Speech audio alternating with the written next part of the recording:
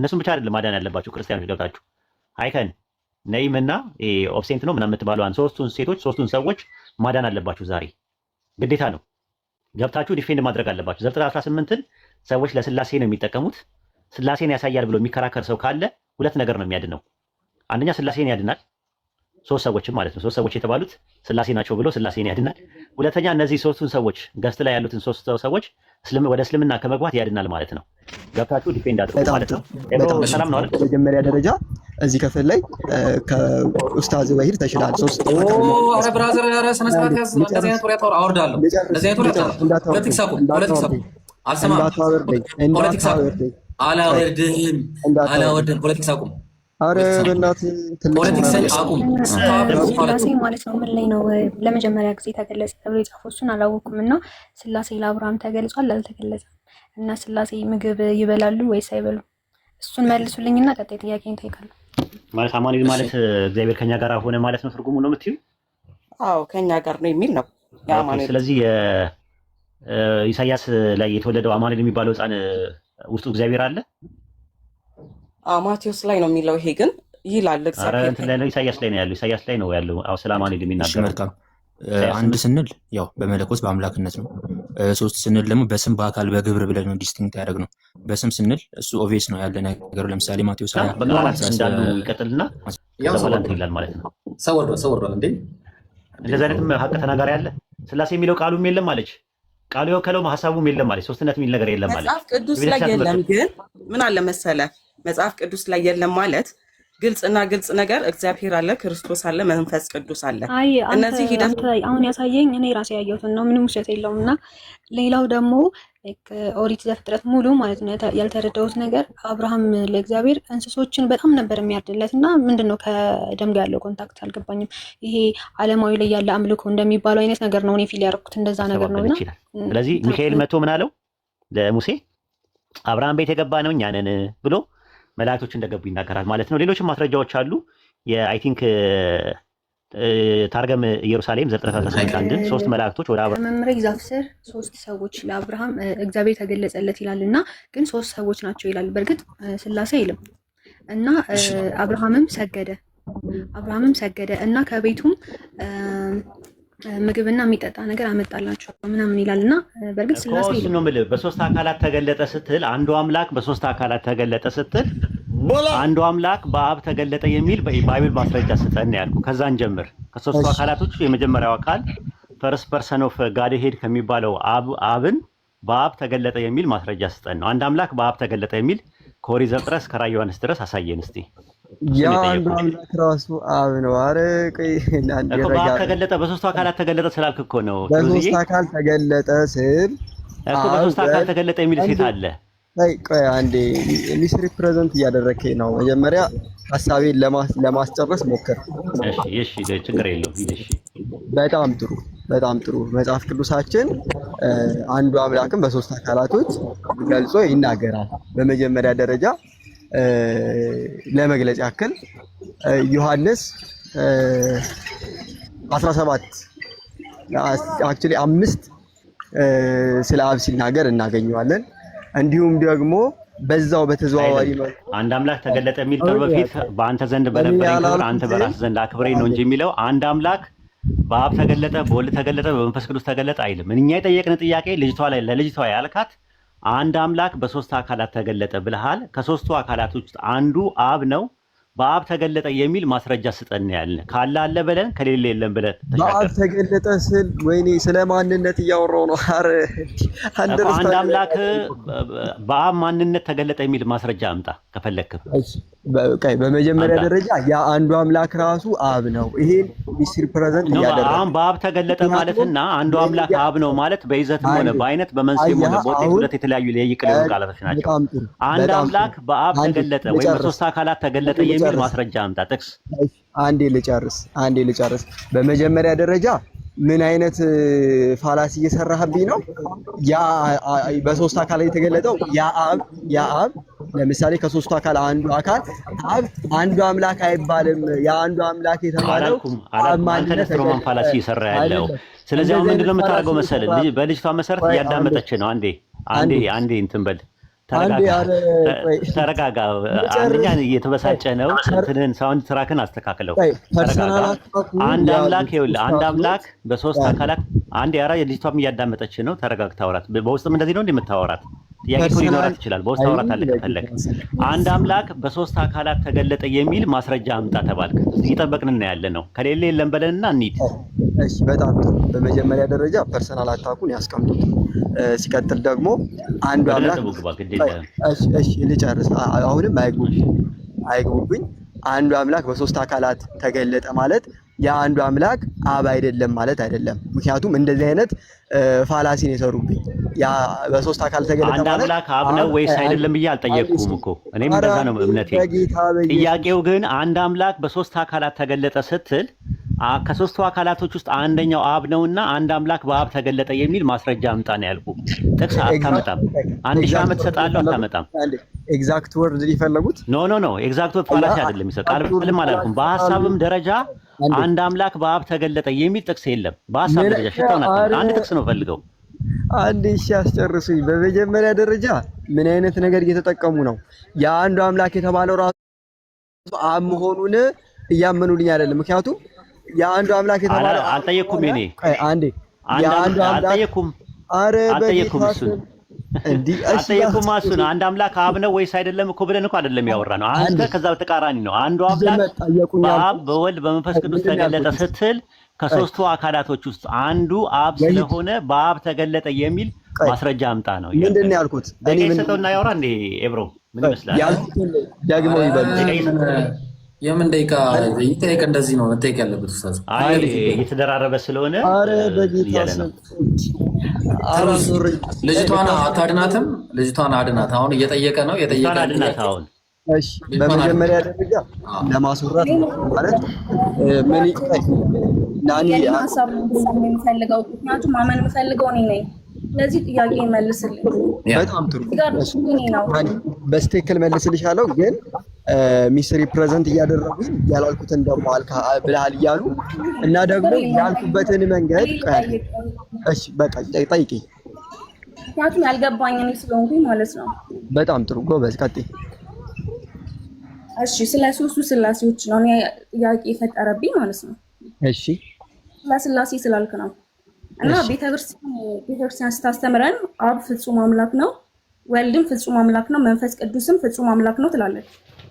ያ እና አምላክ እና በምንድነው በአካል በምንድነው እና አብ ፍጹም አምላክ ሆነ፣ ወልድ መንፈስ ቅዱስ ለእርሱ ለምን ጨመሩለታል?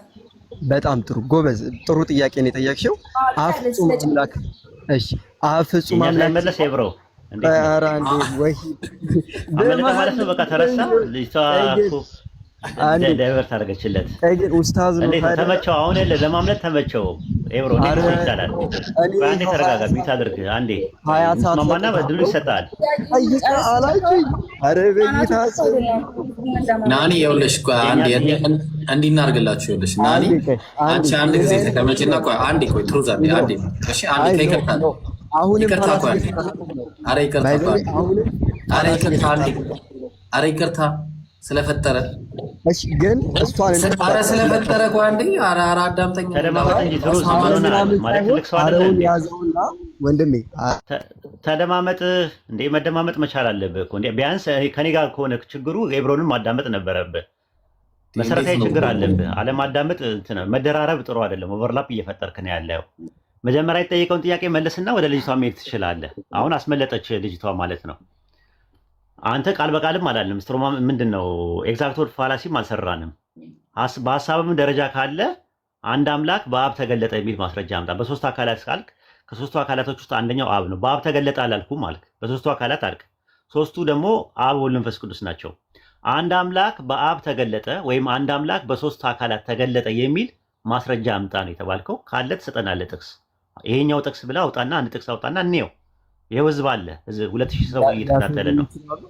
እሺ በጣም ጥሩ። ሊያስወሩኝ ይችላሉ። በመጀመሪያ ደረጃ የልጅቷን መልስ መልስላት ስትሉኝ ልጅቷን አስወራችኋት፣ አስጠየቃችኋት። እሺ ችግር የለም ያንቺን መልሳለሁ የእነሱንም መልሳለሁ አልኩ። ከዛ በኋላ ደግሞ ልጅቷ ስጨርስ ወደ መልስ ልገባ ስል ሌላ ነው። አይ ወደ መልሱ ግባ። ትሩዝ አንዴ ረጋ፣ ምክንያቱም ህዝቡ ማወቅ አለበት። አንድ አስቀምጠን በዚህ ልክ ሼም ነው። ሲቀጥል ደግሞ መልሱ ልመልስ መጀመሪያ መልስ፣ የእሷን ተውና መልስ። መጀመሪያ የተጠየቀውን መልስ። ያልገባት ማናት? አንተ ነህ እሷ ናት? ቆይ መልስ፣ መጀመሪያ መልስና ለልጅቷ ትመልስላታለህ። አሁን ማምለጫ ነው እያደረግህ ያለው። ያልገባት ማናት? እሷ ናት? ልጁ ናኒ እንግዲህ አልፈለገም። እንግዲህ የተጠየቀውን ጥያቄ ለመመለስ አልፈለገም፣ ፈቃደኛ አይደለም። ምን ይሻላል ናኒ? በመጀመሪያ ደረጃ ሚዩት አድርግ። አንዴ ሚዩት አድርግና ናኒ እድሉን ትስጥ። ናኒ ቆይ አንዴ ዝም ለማለት አትችልም እንዴ? ለጥቂት ደቂቃ ናኒ አንቺ ዝም በልታ ናኒ እንዴት ነው ጥያቄውን? እንዴት ነው ያስመለጥሽው? ነው መጀመሪያ ይመልስ አይደል? ጥያቄው ይመልስ ብለዋል። እንደዛ ሰምቼና በቃ እንደዛ ይመልስና እንደ ኢምፖርታንት ነገር እኮ ነው። አንድ አምላክ በሶስት አካል ተገለጠ የሚል ጥቅስ ማስረጃ አምጣል ነው። እንደውም ቀለል አድርገን በአብ ተገለጠ የሚል ማስረጃ አምጣን ያለው። በአብ እንደተገለጠ ማስረጃ ይስጠንና ከዛ ወደዛ ይሄዳል ማለት ነው ኢንሻአላህ። ትክክል አይደለም ብለህ እንዳታምን። ሁሉም አባቶች እንደዚህ ይሉናል። ትሩዝ ሚቱን ከአምጣና ጥቅስ አምጣ። አንድ አምላክ በአብ ተገለጠ የሚል። እሺ በመጀመሪያ ጥያቄ፣ በመጀመሪያ ደረጃ የራሱ ወደ መልሱ ግባ። ወደ መልሱ ላይ ነኝ። ፐርሰናሊ ሳይሆን ወደ መልሱ ጥቅስ አውጣ ነው የተባልከው። ጥቅስ ነው የተባልከው። ጥቅስ አውጣ። እሺ ቆይ ለመጀመሪያ ጥያቄውን ላስተካክል። ጥቅስ አውጣ ነው የተባልከው። ወደ ጥቅስ ሳይገባኝ ምን አይነት ጥቅስ? ወደ ጥቅስ ሂድ። አንድ አምላክ በመጽሐፍ ቅዱስ አንድ አምላክ በሶስት አካላት ተገልጧል አልክ። ከሶስቱ አካላት ውስጥ አንደኛው አብ ነው። እስቲ በአብ ተገለጠ የሚል ማስረጃ አምጣ ስጠን። እሺ በአብ ተገለጠ ሲባል ላብራራና መልሳለሁ። ጥቅስ ነው የፈለግነው። መጀመሪያ ጥቅስ አውጣና ከዛ በኋላ ታብራራለህ። አንዴ እሺ ልጨርስ። ቢያንስ ትልቅ ሶኖት ለመስማት ሞክሩ። አሁን ፐርሰናሊ አትሂድ። የመረጃ ምክንያትን እየደረደርክ ነው ያለው። አንድ አምላክ በአብ ተገለጠ የሚል የመጽሐፍ ቅዱስ ጥቅስ አምጣል የተባልከው። ልብ አድርግ፣ ከስር ያለ ሰው እየታዘበ ነው። እሺ አንዴ ሊሰሙኝ ይችላሉ? ጥቅስ አምጣ ነው የተባልከው። ወደ መስማት ይችላሉ? ማስረጃ አምጣ ነው የተባልከው። ፐርሰናሊ አትሂድ፣ ሌላ ገነት አትያዝ። እሺ መስማት የሚችሉ ጥቅስ አምጣ ነው የተባልከው። እዚህ ልክ ጥቅስ አምጣ ነው የተባልከው። አይንህ ፍጥጥ ነው የምትለው በህዝብ ፊት። ጥቅስ አምጣ ነው የተባልከው። ወደ ጥቅሱ ግባ። እሺ በጣም ጥሩ። በመጀመሪያ ደረጃ መጽሐፍ ቅዱሳችን ለምሳሌ አምጣ ነው የተባልከው። ልብ አድርጉ ያ ጀማ። ጥቅስ አምጣ ነው የተባለው እስካሁን እያመጣ አይደለም ያለው። የማቴዎስ ወንጌል ቶሎ ክፈቱሽ። የማቴዎስ ወንጌል ኦኬ። ማቴዎስ ወንጌል ምዕራፍ ስንት? ከቁጥር 17። ምዕራፍ ስንት? ምዕራፍ 3 ከቁጥር 17። ኦኬ ምዕራፍ 3 ቁጥር 17 ላይ ክፈትለት። የሆነ አካል አውጣው። ልብ አድርጉ። አንድ አምላክ በአብ እንደተገለጠ ሊያሳየን ነው ማስረጃ። አሁንም ፋላሲ አትስሩ፣ እኔ ራሴ አስረዳለሁ። እንግዲህ ልታሳየን ነው አሁን ጥቅስ በሐሳብም ደረጃ ሊሆን ማቴዎስ ወንጌል ምዕራፍ 3 ቁጥር 17 ላንብብላችሁ። ያ ጀማ ምን ይላል? ኢየሱስም ከተጠመቀ በኋላ ወዲያውኑ ከውሃ ወጣ፣ እነሆ ሰማያት ተከፈቱ፣ የእግዚአብሔር መንፈስ እንደ ርግብ ሲወርድ በእርሱ ላይ ሲመጣ አየው። እነሆ ድምፅ ከሰማያት መጥቶ በእርሱ ደስ የሚለኝ የምወደው ልጄ ይህ ነው አለ ይላል። አንድ አምላክ በአብ ተገለጠ ወይም በአካል ተገለጠ የሚል ማስረጃ አምጣ። ይኸው በጣም ጥሩ። የማቴዎስ ወንጌል ምዕራፍ 3 ከቁጥር 17 ጀምሮ ምን ይለናል? ኢየሱስ ክርስቶስ ወይንም እግዚአብሔር ወልድ ብለን የምንናገረው በምድር ላይ እያለ ከሰማይ ምን ወረደ እንላለን? እግዚአብሔር መንፈስ በእርግብ አምሳል ወረደ። በሰማይም ደግሞ ከሰማይም ድምፅ መጣ፣ የምወደው ልጄ ማን ነው አለ። ይሄ ነው አለ። ይኸው አንዱ አምላክ በሶስት አካላት ተገለጠ አይልም። አንድ አምላክ በሶስት አካላት ተገለጠ የሚል የለም። እስቲ ማስረጃ አምጣ እዚህ ጥቅስ ላይ። በኃይለ ቃል አውጣ አሳየኝ።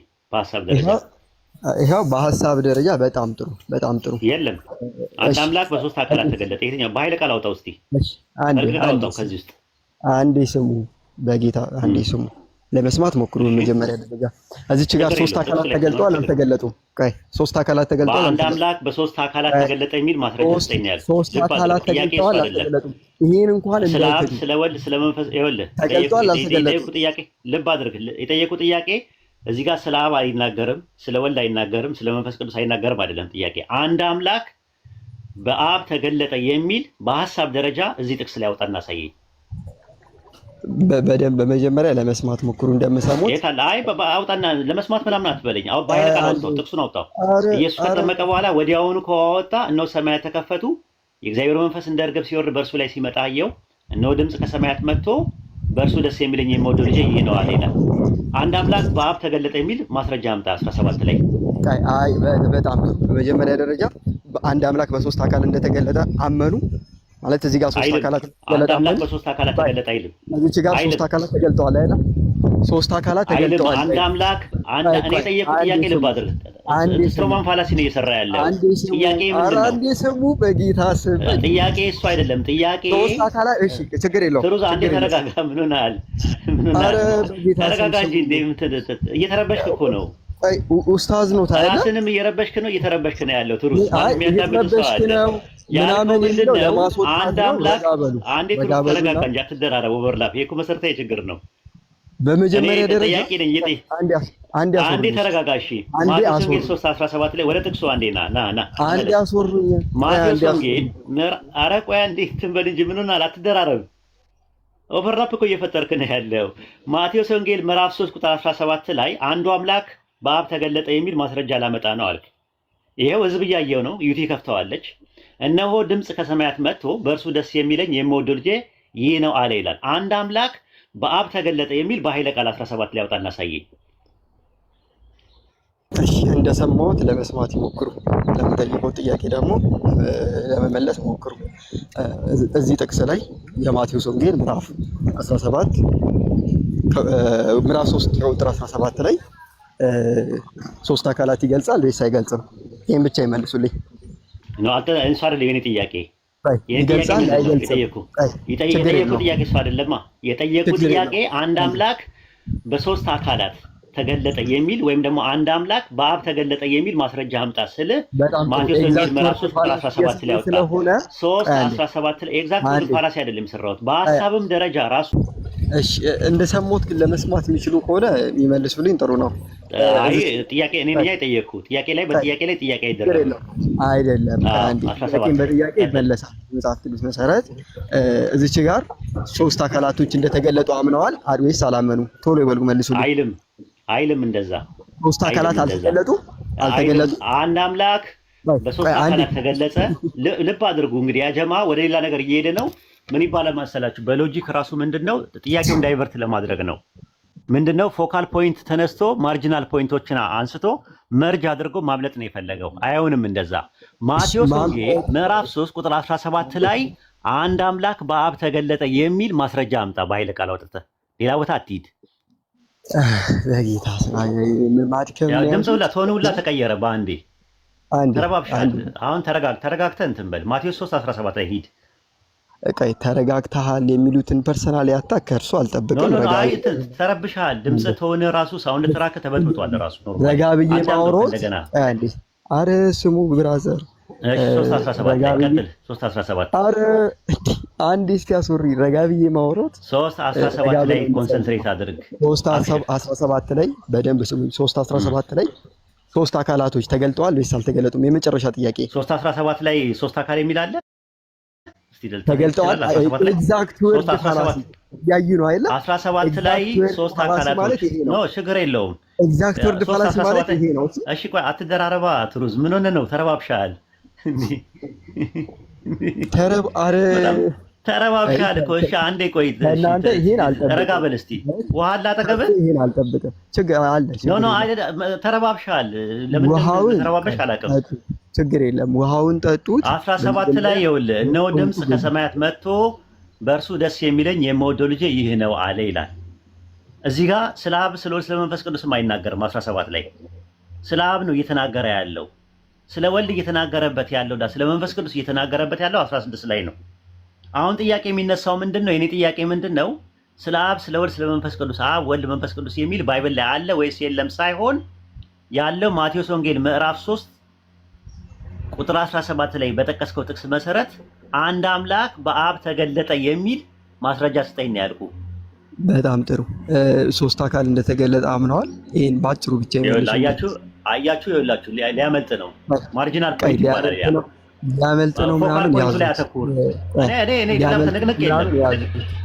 ችግር የለውም። ሊያመልጥ ነው ምናምን ያው ናኒ እየታዘበች ነው ያለችው። አረ ወይት ረጋ እየታዘበች ነው ያለችው። እንግዲህ አንድ ታዘቢያቸው ኡስታዝ ናቸው። ታዘቢያቸው እዚህ ጋርም ትሩዝ አትደራረብ ነው የምልህ። ወይ አትደራረብ። እስካሁን እያወሩ ያሉት ትሩዝ አትደራረብ። አንዴ አትደራረብ። እሺ አንዴ ኧረ እያወሩ ነው። አሁንም እያወሩ ነው። አንዴ ሚውት አድርጉት። እሺ ሚውት አድርጉት። አንዴ የሆነ ነገር ስጡኝ እንጂ እድል አሰጡኝ። እሺ ቆይ አንዴ ሚውት አድርግ። እሺ አንዴ ሚውት አድርግ። ጀማ ቆይ ስንት ነው ሚውት የሚያደርግ? አንዴ ሚውት አድርግ። ጥያቄያችን ያ ጀማ ኢብራሂም ልብ አድርግ። ማቴዎስ አንዴ አዳምጥ። ምን ሆነ? እየተረበሽክ እኮ ነው። ሳይኮ ሲንድረም እኮ ነው። ሳይኮ ሲንድረም ይባላል እንደዚህ አይነት ነገር መሰረታዊ ችግር ነው። ሳይኮ ሲንድረም ይባላል የሚደራረበው ነገር። ሳይኮ ሲንድረም ተጠቂዎች ናቸው። ኦኬ ኢብራሂም ማቴዎስ 3 አትደራረብ በለው። እባክህ ትሩዝ። እሺ አውራው። እሺ ይኸው ኢብራሂም ያውራ። እሺ በቃ እስቲ እኔ ላውራ። ከኔ ጋር አውራ። እሺ በቃ ናስቲ አሁን በአጭሩ ትሩዝ በቃ ከኔ ጋር እስቲ። አሁን ደግሞ እዚህ ጋር አብ ወልድ መንፈስ ቅዱስ አንድ አምላክ ይላል። በጣም ጥሩ ኢብሮ፣ እዚች ጋር አብ ወልድ መንፈስ ቅዱስ ሶስት አካል እንዳለ አምንሃል? አካል ቶ አይ ዶንት ኬር አባውት አካል። አብ ወልድ መንፈስ ቅዱስ ሰይጣን፣ አንዴ አዳምጠኝ። አብ ወልድ መንፈስ ቅዱስ ሰይጣን፣ መላእክት ምናምን አሉ ባይብል ላይ። ጥያቄ እሱ አይደለም። አብ ወልድ መንፈስ ቅዱስ አንድ አምላክ ይላል። በጣም ጥሩ። እዚች ጋር ሶስት አካል እንዳሉ ፕሩቭ እያደረክ ነው። 10 አካል 1000 አካል ይኖር አይ ዶንት ኬር። አብ ወልድ መንፈስ ቅዱስ አንድ አምላክ ይላል። አይ ዶንት ኬር አባውት አንዴ ይላል ስትል ኤግዛክት ወርድ ፋላሲ እየሰራ ነው። አይ ዶንት ኬር አባውት ዳቱ ስለሱ አይመለከትም። አሁን አብ ወልድ መንፈስ ቅዱስ አንድ አምላክ መሆኑን አሳየን እባክህ። ከይቅርታ ጋር አንዴ ልጨርስሽ እኮ የምጨርሰው ስታሳይ ነው። የምጨርሰው ስታሳይ ብቻ ነው። አሳየን። አብ ወልድ መንፈስ ቅዱስ አንድ አምላክ መሆኑን ክሊር አድርግልን እስኪ ህዝቡ ይስማ። በጣም ጥሩ። በጣም በመጀመሪያ ደረጃ እዚህ ክፍል ላይ ከኡስታዝ ወሂድ ተሽላል። ሶስት ኧረ ብራዘር ኧረ ስነ ስርዓት ያዝ። እንደዚህ አይነት ወሬ አታውራ፣ አወርዳለሁ። እንደዚህ አይነት ወሬ አታውራ። ፖለቲክስ አቁም። አልሰማም። ፖለቲክስ አቁም። አላወርድም። ፖለቲክስ አቁም። ኧረ በእናትህ ፖለቲክስን አቁም። ስታፕ ፖለቲክስ። ኢብራሂም ሀኒን አስገባት። ቆይ አንዴ ሀኒ ጠያቂ ነች። እሺ ሀኒ ግቢ። ይቅርታ አንዴ ጠያቂ ነች። ያወረዳችኋት አስገቧት። ምን ሳይኮ ሲንድረም አለበት። ሳይኮ ሲንድረም የሚባለው ምንድን ነው? መሰረታዊ ነገሮች እየተደራረቡ በማውራት ማምለጥ ማለት ነው። ኦቨርላፕ በመፍጠር ማለት ነው። ልጁ ማለት ነው። ልጁ ወርዷል እንዴ? ወረደ መሰለኝ። አይ ዶንት ኖ ወርዷል። አስገባውና እንትን በለው አውራው። የት አለ ልጁ? እስኪ አስገቡልኝ፣ መልሳችሁ አስገቡት። እሺ ወይ ሌላ ሰው እናስገባ እስከዛ ድረስ የሚመልስ ካለ። እሺ ጥቅሱን ክፈችው ዩቲ።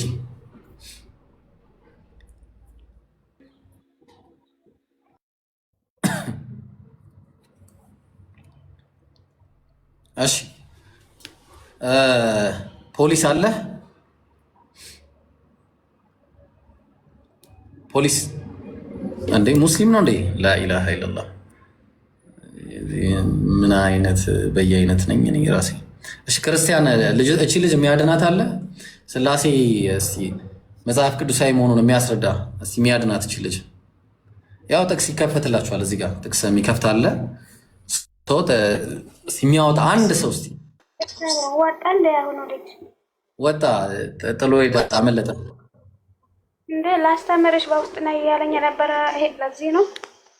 አይገርምሽም? የምር ለመናገር ዲፌንድ ማድረግ አለባቸው እንጂ በውስጥ መስመር እየሄዱ የሚያስተምሩት ነገር አይነፋም። የምር የፍርሃት ነው። በአደባባይ ላይ የሚያምኑበትን እምነት መናገር አለባቸው። እንግዲህ እነዚህ ሁለቱን እህቶች ማዳን አለባቸው። የምር ለመናገር እኛንም ነው የሚያድኑን። ነበረ እኮ እንደሳቸው እንደዚህ እና በዚህ በኩል አስተምረው ብዬው ነበረና በውስጥ ነው አስተምርሽ ያለኝ። ምስጢር ነው እንደ ውስጥ ያስተምርሽ።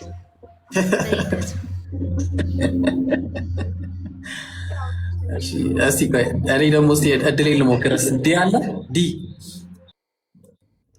ሰላም አለይኩም። ወይኔ ወአለይኩም ሰላም ወራህመቱላሂ። ይቅርታ እሺ አወረድኩ። አረ ክርስቲያን ነው እየጠየቅኩ ያለሁት። ምን ሆናችሁ ነው ላላ ብላችሁ ተሾመ።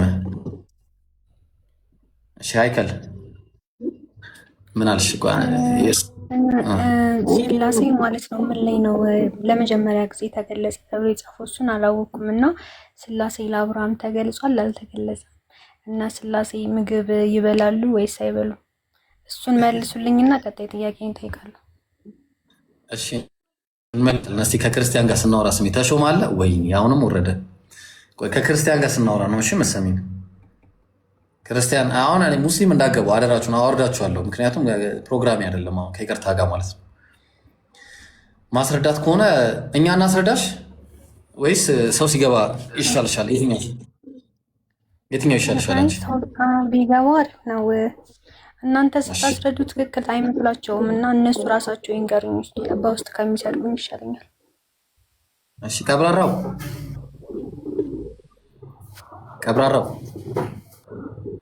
አቤት አቤት። ሰላም ክርስቲያን ነህ? ኧረ ሙስሊም ነኝ አልሐምዱሊላህ ሙስሊም ነኝ። አሰላሙ አለይኩም። አትሰሙም እንዴ? ቆይ እናንተ ሰዎች ሰላም አለይኩም ወራህመቱላሂ ወበረካቱ። ወአለይኩም ሰላም ወራህመቱላሂ አልሐምዱሊላህ ደህና ነህ? አልሐምዱሊላህ። አንድ መልእክት ነገር ላስተላልፍ አጠርና መጠን ያለች። እሺ ሙስሊም ወንድም እህቶች በተቻለ መጠን ያው እዚህ ጋር የተቀመጥንበት ዋና ዓላማ ድህነት እስከሆነ ድረስ ያው ሰውን ለማዳን እስከሆነ ድረስ ሳክሪፋይ አድርጉና ገስት የመግባት ፍላጎታችሁን ምናምን ምርጫም አላችሁ ገስት የመግባት ሳክሪፋይ አድርጉና ተው በቃ ገስት አትላቁ።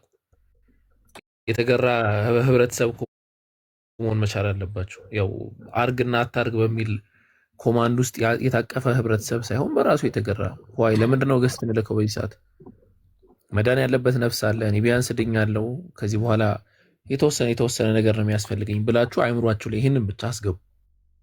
አይ መግባታችን አስፈላጊ ነው ካላችሁ ወይል እንግዲህ እና ከዛ አንፃር ኢንሻአላህ ገስት ላይ ዊዝድሮ አድርጉ። የላካችሁ ሰዎች ተውት።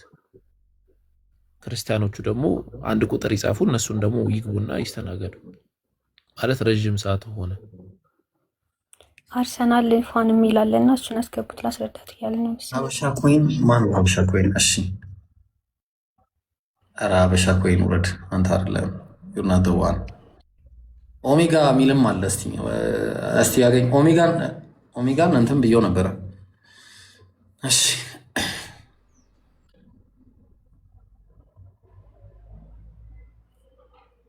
እሺ ኦሜጋ ሰላም ብለናል። ሰላም እንደምን አደራችሁ? አለን አልሐምዱሊላህ ረቢል ዓለሚን። እስቲ ሃኒ ምን ጠየቀች መሰለህ? ሃኒና ሃይከል እንዲሁም ኦብሲኔት ጥያቄ ያላቸው እና ስላሴ አልገባቸውም። እስቲ ስላሴን የሚያስረዳ አንድ ባይብል ቢብሊካል ጥቅስ ዩቲ ባይብል ክፈች።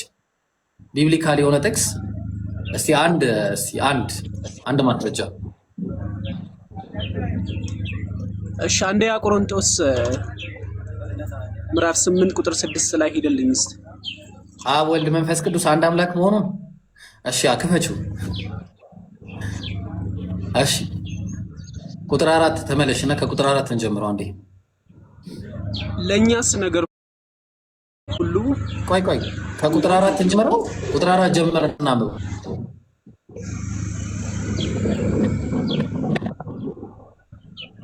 እሺ እንግዲህ ለጣዖት የተሰዋውን ስጋ ስለመብላት ጣዖት ሁሉ በዓለም ከንቱ እንደሆነ ከአንዱም በቀር ማንም አምላክ እንደሌለ እናውቃለን። መቼም ብዙ አማልክትና ይቅርታ አንድ ጥያቄ እዚህ ላይ ማንም ነው ወይስ ምንም ነው የሚለው እዚህ ጋር? ማንም አምላክ እንደሌለ እናውቃለን። ስለዚህ ማንነት ነው ማለት ነው የሚጠቅስልን አምላክ ብሎ አንድ ከዚህ ውጪ ሌላ አምላክ እንደሌለ ሌላ ማንነት እንደሌለ ሊጠቅስልን ነው አይደለ? አዎ ጥሩ እሺ። አሁን ቁጥር 5 ላይ መቼም ብዙ አማልክትና ብዙ ጌቶች አሉ፣ ነገር ግን በሰማይም ሆነ በምድር አማልክት የተባሉ ምንም ቢኖሩ አሉ። ንጽጽሩ አማልክት ላይ ነው። አዎ ጥሩ። ስለዚህ ለእኛስ ነገር ሁሉ ከእሱ የሆነ እኛም ለእርሱ የሆንን አንድ አምላክ ማን ነው? አንዱ አምላክ አብ አምላክ ማለት ነው። በቃ ከአንዱ በቀር ማንም አምላክ እንደሌለን እናውቃለን ያለው ማንን ነው? አብን ነው የሚለው። እናመሰግናለን። ከአብ ውጭ አምላክ አለ? ከአብ ውጭ አምላክ የለም። ኢየሱስ አብ ነው? ኢየሱስ አብም ነው ወልድም ነው መንፈስ ቅዱስም ነው። ዮሐንስ ወንጌል ምዕራፍ 14 ቁጥር 1 ላይ አውጪው አንዴ። ገብቶኛል እኮ አንተ የመጣበትን መንገድ ገባ ነው። ለምን ታደርገው? እኮ ስላሴ ለማድረግ የኦኒሲስ ትምህርት ነው እያስተማረ ያለው። ኦኒሲስ እኮ ነው ልጁ። ስላሴ ያምን። አዎ ገባኝ እኮ እኮ ገባኝ። ጠይቀውስ ወጣ እኮ ፈንጥሮ። ሰማችሁት እህቶች?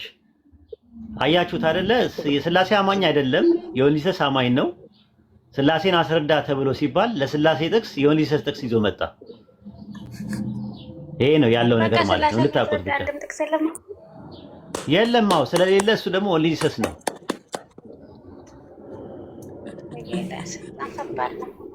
እዚህ መጣን ስንጠይቅ እኮ ይሳደባሉ ምናምን። በውስጥ ነው የማስተምርሽ፣ በውስጥ ነው የማስተምርሽ ይላሉ። በውስጥ ምንድን ነው የሚያስተምሩ? ሰው ይኸው በቪዲዮ ምናምን አውጥተዋል እንዴ እንትን የሚለው። ኧረ በጣም ነው የሚደብረው። እሺ ሌላ ክርስቲያን ካለ መግባት ይችላል፣ ዲፌንድ የሚያደርግ ማለት ነው። በአጭሩ እኛ እንገራችሁ። እዚህ ጋር ያላችሁ የተሰበሰባችሁ 2600 ሰዎች እንዲሁም ከነሱ መሃል በተለይ ሃይከል ናኒና ኦብሲኔት በጣም በሚያሳዝን ሁኔታ ባይብል ላይ ስላሴ የሚል ሀሳቡም የለም ጥቅሱም የለም። ጥቅስ ራሱ ስላሴ የሚለው ቃልም የለም። አንድ አምላክ በሶስት አካላት ተገለጠ የሚል የለም። ኢየሱስም አምላክ አይደለም ባይብል ላይ። መንፈስ ቅዱስም ራሱን የቻለ አምላክ አይደለም። አምላክ በባህሪው ተናጋሪ ነው። አምላክ በባህሪው መንፈስ አለው ብለው እንደኔ አይደለም፣ እንደ ክርስቲያን እምነት ነው የምላችሁ። በእኛ እምነት እንደዛ አይነት ነገር የለም። አሁን በአጭሩ ምንድን ነው ልላችሁ የፈለግኩት በጣም በሚያሳዝን ሁኔታ አምላክ አንድ አምላክ ነው ያለው። እስራኤሎች ስማ አምላካችን እግዚአብሔር አንድ እግዚአብሔር ነው ተብሎ የተቀመጠው። አሁን ይህ መጽሐፍ እሺና አስረዳት። እሺና እስራኤል ማነው? አርሰናል ያው የሚያስረዳ ተገኘ። እስኪ እኔ እድል ልጠቀም እንጂ እድሌን እስኪ ያታባክኑብኝ። ምን ሆናችሁ? እስኪ አርሰናል እስቲ ሌሲዎች ጋት። እሺ አርሰናል ኢብሮ ሰላም አለይኩም። ዋሌኩም ሰላም ረመቱላ። እባክህ ሂድ ወደዛ። ምንድን ነው እንደዚህ አይነት ነገር? ሰዎች ሰው መልስላት እያለ የተናገረ ክርስቲያን መስሎ ይገባል። ምን አይነት በሽታ ነው? የጤንነት አይደለም።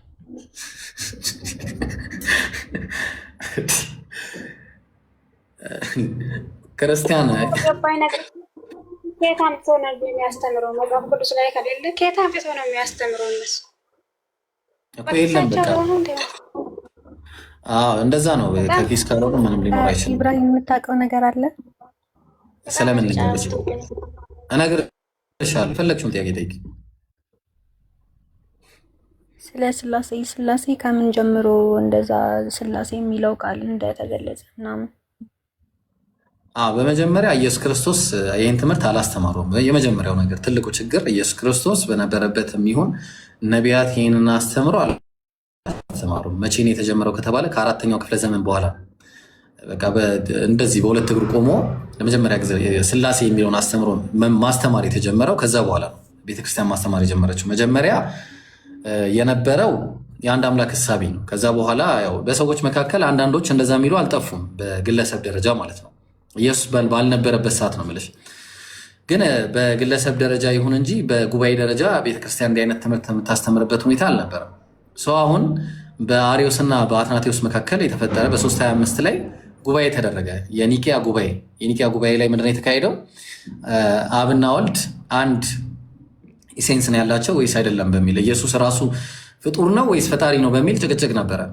ኢየሱስ ራሱ ፍጡር ነው ፈጣሪ ነው በሚለው ተጨቃጨቁና ያው በድምፅ ብልጫ በምናምን ኒቂያ ላይ በ318 አይ ቲንክ ይመስለኛል እንትኖች ተሰብስበው አባቶች ምን ተደረገ? ለመጀመሪያ ጊዜ እግዚአብሔር ወልድ የሚል አስተምሮ ማስተማር ጀመሩ። ከዛ በኋላ ነው 381 ነው ድጋሚ የመንፈስ ቅዱስ ጉዳይንም እንደዛው ተነጋግረው በድምፅ ብልጫ ያደርጉት ማለት ነው። ተግባባን? ስለዚህ አሁን በአጭሩ ኦሪት ዘፍጥረት ላይ ነው ጥያቄ እኔ ያለው ማለት ነው። ወልድ ላይ አልደረሰም። ኦሪት ዘፍጥረት ላይ ምንድን ነው ያንቺ ጥያቄ? አይቀር ከመምሬ ዛፍ ስር 3 ሰዎች ለአብርሃም እግዚአብሔር ተገለጸለት ይላል እና ግን 3 ሰዎች ናቸው ይላል። በእርግጥ ስላሴ አይልም እና አብርሃምም ሰገደ አብርሃምም ሰገደ እና ከቤቱም ምግብና የሚጠጣ ነገር አመጣላቸው ምናምን ይላል እና በእርግጥ ስላሴ አይልም። ስላሴ ናቸው የተገለጡለት ብዬ ስጠይቅ አይደሉም አለና ካልሆኑ ታዲያ ለማን ነው የሰገደው አብርሃም? እሺ ልመልስልሽ። እንዴ ዲትሮኖሚ ነው እንዴ ከፈትኩት? እሺ ጀነሲስ ኦራይት፣ አንዴ ልክፈትልሽ እና እዚህ ጋር ያሉትን ኡስታዞችን ፎሎ አድርጉ። እሺ ማሂር፣ አቡኪ፣ ኡስታዝ ወሂድ እንዲሁም ጃቢርን ሁላቸውንም እዚህ ያሉትን ኡስታዞች በአጠቃላይ ፎሎ አድርጉ፣ ፎሎ ያላደረጋቸዋቸው ካላችሁ። እሺ ጀነሲስ 18 እሺ 18 አንዴ ይኸውልሽ። እሺ ተመልከች፣ ምንድን ነው የሚለው?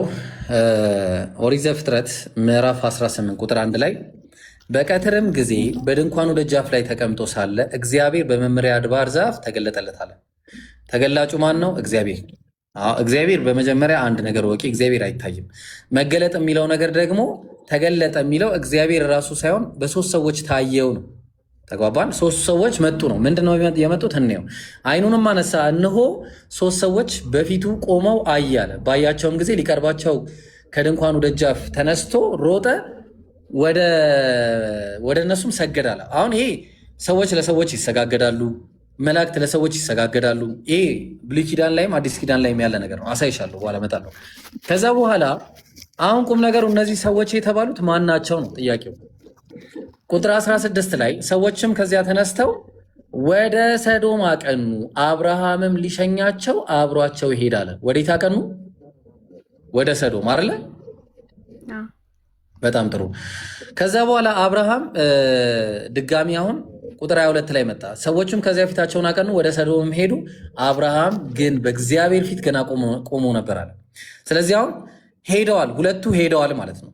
ሁለቱ ሄደዋል። አንደኛው መልአክ ግን እንዴት አወቅ ካልሽኝ እሱን ምዕራፍ 19 ላይ እናገኘው እዛው ላይ ማለት ነው። እንዳለቀ ሁለቱም መላእክት በመሸ ጊዜ ወደ ሰዶም ገቡ አለ። ቀድሞ አብርሃም የሸኛቸው መላእኮች ወዴት ገቡ?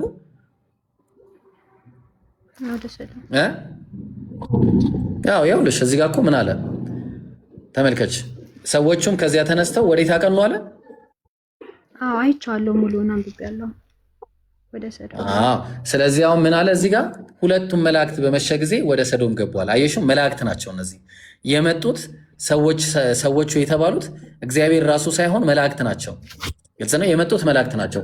ከዛ ወደ ሰዶም ገቡ። ሎጥም ከነሱ ጋር ምናምን አለና ቀጠለ። ቅድም አንቺ ያልሽው ጥያቄ ሁለቱም ሰዎች እጃቸውን ዘርግተው ሎጥን ወደ እርሱ ዘንድ ወደ ቤቱ አገቡት አለ። ሁለቱም ሰዎች አየሽው?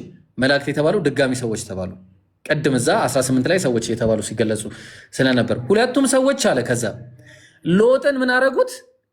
ከዚህ ሌላ ምናም ብለው ጠይቁና እግዚአብሔር ሰዶናልና አሉ። የትኛው እግዚአብሔር ነው የሰደዳቸው? አየሽው? እግዚአብሔር ሰዶናልና። አሁን እግዚአብሔር አለ ማለት ነው። ሌላ ነው እግዚአብሔር። አየሽው? የመጡት እግዚአብሔር ልኳቸው ነው። ለሁለት ሚሽን ነው የመጡት። አንደኛው ለሳራ ልጅ ሊሰጣት ነው የመጣው የመጡበት ፐርፐዝ ማለት ነው። ሁለተኛ የመጡበት ፐርፐዝ ደግሞ ሰዶምና ገሞራ ሊያጠፉ የመጡት ማለት ነው። ገጽ ነው።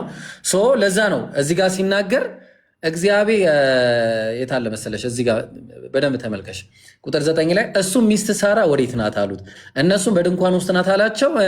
እሱም የዛሬ ዓመት እንደ ዛሬው ጊዜ ወደ አንተ በእውነት እመለሳለሁ፣ ሚስት ሳራ ልጅን ታገኛለች አለ። አይሹ የመጡበት ፐርፐዝ አንደኛው ፐርፐዝ ልጅን እንድታገኝ ነው ማለት ነው። ከዛ በኋላ ነው ይሄኛው ደግሞ ወደ ለውጥ የመጡት ማለት ነው። ስለዚህ ይሄን አሁን የምታገኘው ለምሳሌ አሁን የኛ እይታ ብቻ ሳይሆን ይሄንን ለምሳሌ ታርጉም ጆናታን ብትመለከቺ 3 angels were sent to our father Abraham አለ። ወደ አብርሃም ተላኩ 3 መላእክቶች and 3 were sent for 3 things አለ። ለሶስት ነገሮች ነው የተላኩት። ግልጽ ነው። because it is not possible that one of the high angels should be sent for more things than one ከአንድ ነገር ውጪ ለሌላ መልእክት ሊላኩ አይችሉም እነዚህ ታላላቅ መላእክቶች አለ።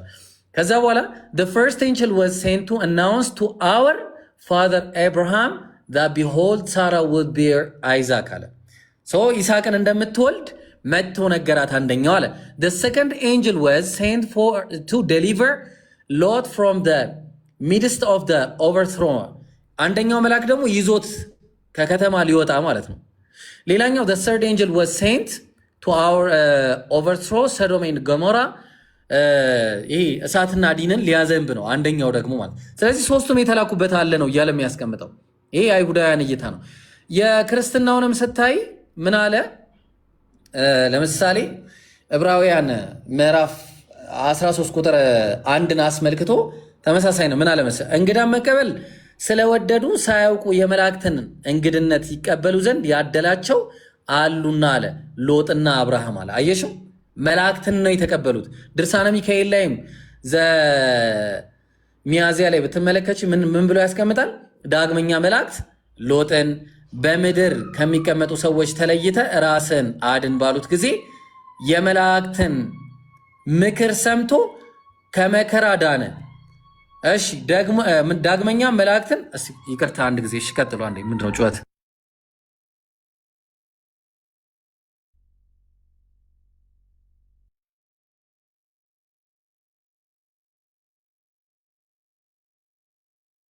እስቲ ኡስታዝ ቀጥሎ እሺ አናችሁ አንዴ ምንድን ነው? ኦኬ ሚዩት አድርገውሽ። ያው ኤብሮ እንደተናገረው ነው ኦሪት ዘፍጥረት ምዕራፍ 18 ላይ ያሉ አብርሃም ቤት የገቡ ሶስት ሰዎች ሶስቱ መላእክት ናቸው። ኢቭን ከ80 ያዱ ማውጣት እንችላለን እኛ ማለት ነው። መጽሐፈ ኩፋሌ ላይም እንደዛ ነው። ሚካኤል መጥቶ ምንድነው ያለው ለሙሴ? ምንድነው ያለው? ኩፋሌ 12:49 ላይ በአራተኛ ወር መባቻ በመመሬ ባለው አድባር በግራሩ ስር ለአብርሃም ተገለጥንለት፣ ከእርሱ ጋር ተነጋገርን፣ ከሚስቱ ከሳራም ጋር ልጅ እንደሚሰጠው ነገር ነው። ሳራ ይህ ነገር ከአብርሃም ጋር እንደተነጋገረ ሰምታለችና ሳቀች፣ እኛም ዘለፍናት፣ እሷን ፈርታ ስለተነገረው ነገር እንደ ሳቀች አስተባበለች ይላል። ስለዚህ ሚካኤል መጥቶ ምን አለው ለሙሴ? አብርሃም ቤት የገባ ነው እኛ ነን ብሎ መላእክቶች እንደገቡ ይናገራል ማለት ነው። ሌሎችም ማስረጃዎች አሉ። የአይ ቲንክ ታርገም ኢየሩሳሌም ዘፍጥረት 18 አንድን ሶስት መላእክቶች ወደ አብርሃም ቤት ገቡ ይላል። ታልሙድ ዮማ የሚባለው ዘፍጥረት 18 ቁጥር 1 ላይ ወደ አብርሃም ቤት የመጡ ሶስት አገልጋዮች መላእክት ከሶስቱ ታላቁ የሆነው ሚካኤል በመካከል ነበር፣ ገብርኤል በስተቀኝ ነበረ፣ ሩፋኤል በስተግራ ነበረ እያለ ነው የሚናገረው። አይ ቲንክ ዘፍጥረት 18 ላይ ያሉትን ሶስት ሰዎች ስላሴ ናችሁ ብላችሁ አድኗቸው። እነሱም ብቻ አይደለም ማዳን ያለባችሁ ክርስቲያኖች ገብታችሁ አይከን ነይምና ኦብሴንት ነው ምናምን የምትባሉን ሶስቱን ሴቶች ሶስቱን ሰዎች ማዳን አለባችሁ። ዛሬ ግዴታ ነው። ገብታችሁ ዲፌንድ ማድረግ አለባችሁ። ዘፍጥረት 18ን ሰዎች ለስላሴ ነው የሚጠቀሙት። ስላሴን ያሳያል ብሎ የሚከራከር ሰው ካለ ሁለት ነገር ነው የሚያድነው። አንደኛ ስላሴን ያድናል፣ ሶስት ሰዎችም ማለት ነው። ሶስት ሰዎች የተባሉት ስላሴ ናቸው ብሎ ስላሴን ያድናል። ሁለተኛ እነዚህ ሶስቱን ሰዎች ገስት ላይ ያሉትን ሶስት ሰዎች ወደ እስልምና ከመግባት ያድናል ማለት ነው። ገብታችሁ ዲፌንድ አድርጉ ማለት ነው። ኤብሮ ሰላም ነው አይደል? አካባቢው አይ ሰላም ነው። ዝም ብሎ እርስ በርስ ምናምን በቃ መቀጠል ትችላለህ ከጀመርክበት ላይ። እሺ ኡስታዝ፣ በአጭሩ ያው ያን ይመስላል። እሺ የተላኩት መልእክተኞች መላእክት እንጂ እንትን አይደሉም ነው። መላእክት ደግሞ በሰዎች ይመሰላሉ ነው። እሺ አይከል በአጭሩ ሰው የሚያድን ሰው ካለ ይህንን ጥቅስ ይዞ ወይ ደግሞ ሌሎችንም ጥቅሶች ይዞ መናገር ይችላል፣ እንትን ማለት ይችላል። አይ ቲንክ ፍሪታ አለች መሰለኝ። አይ አንተ አሁን ያሳየኝ እኔ ራሴ ያየሁትን ነው፣ ምንም ውሸት የለውም። እና ሌላው ደግሞ ኦሪት ዘፍጥረት ሙሉ ማለት ነው ያልተረዳሁት ነገር አብርሃም ለእግዚአብሔር እንስሶችን በጣም ነበር የሚያርድለት እና ምንድነው ከደም ጋር ያለው ኮንታክት አልገባኝም። ይሄ ዓለማዊ ላይ ያለ አምልኮ እንደሚባለው አይነት ነገር ነው እኔ ፊል ያደረኩት እንደዛ ነገር ነው። እና የምታውቁት ነገር ካለ ብታስረዱ። አዎ አምልኮ የሚለው ነገር ቆይ አንዴ እሱ ላይ እንመጣለን። እሺ ይሄኛው መጀመሪያ እንጨርስ፣ አምልኮ ላይ እንመጣለን። ፍሪታ አለሽ?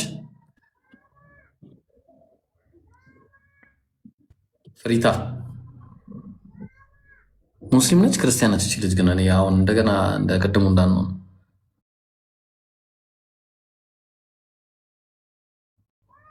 ፍሪታ አራሽ ሙስሊም ነኝ እንዳትይ እሺ። በቃ ታችሁኝ። እሺ እሺ። ሌላ ክርስቲያን ካለ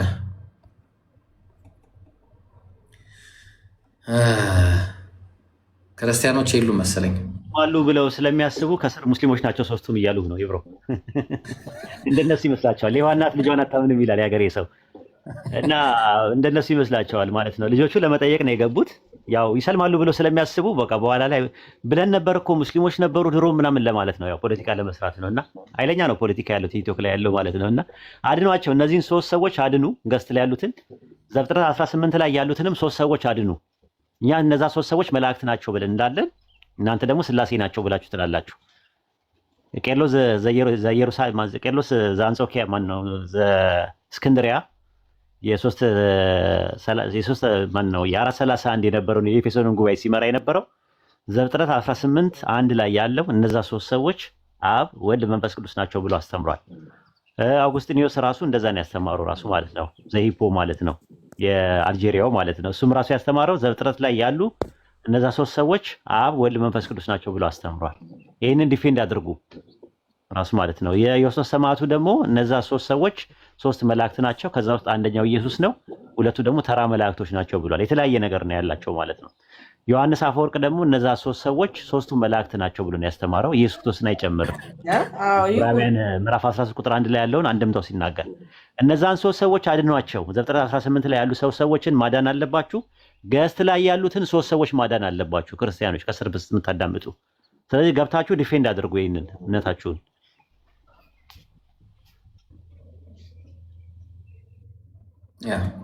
እሺ ብርቱካን አለሽ? አዩ ዜር ብርቱካን ብርቱካን አለው። እሺ አንቺስ እንዴት ነው? ስላሴ ተገልጿል ብለሽ ታምኛለሽ ባይብል ላይ? ግዴታ ስላሴ የሚል ቃል መኖር የለበትም እኮ ብርቱካን እየኛ እንደዛ። ስለዚህ ማለት ክርስቶስ እግዚአብሔር እንደላከው በቤተክርስቲያናችን አስተምሮ ይታወቃል። ለምን እንደላከው ይታወቃል ማለት ያው እናንተ የምታስቡት ነው መልእክተኛነቱ። ግን አሁን እነዚህ ሴቶቹ ግራ የተመታቸው እባክሽ ሴቶቹን ታያቸውና ስላሴ ላይ ቆመን እናውራ። ሴቶቹ ላይ እንመጣለን። አሁን ስላሴ ነው ጥያቄያቸው። እነሱ ስላሴ የመጽሐፍ ቅዱሳዊ አይደለም ነው በቃ፣ ካለ ማስረጃ እንፈልጋለን ነው። ስለዚህ እነሱ ላይ እንቁምና ማስረጃው ላይ እንትን እንበል። ብርቱካንዬ እሺ፣ ግዴታ መጽሐፍ ቅዱስ ላይ ስላሴ የሚል ነገር የለም። አይ ሀሳቡ ማለት የስላሴ አስተምሮቱ ራሱ አለ። ስለ ሶስትነት አያስተምርም መጽሐፍ ቅዱስ። እናመሰግናለን። ዛሬ በጣም ከባባድ ሚዛኖች ናቸው ያሉት።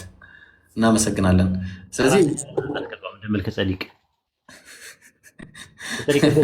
ዕብራውያን 7:3 ላይ ዘር ቢግኒንግ ኖ ኢንድ ይላል። መጀመሪያ መጨረሻ የሚል መልከ ጸዲቅ አራተኛ ገብቷል። ስለዚህ አራተኛ ገብታለች ማለት ነው። እሷ ገስት ላይ ትቀመጥና እንዳታስገቡ እኔ ልውረድ። ኧረ ቆይ እንዳትወርድ እንዴ! ለምን ትወርዳለህ? ችግር የለውም። የምር እኔ ልውረድና በቃ አራት እንዳሉ ይቀጥልና ከዛ በኋላ እንትን ይላል ማለት ነው። ሰው ወርዷል እንዴ! እንደዚህ አይነትም ሀቅ ተናጋሪ አለ። ስላሴ የሚለው ቃሉም የለም አለች።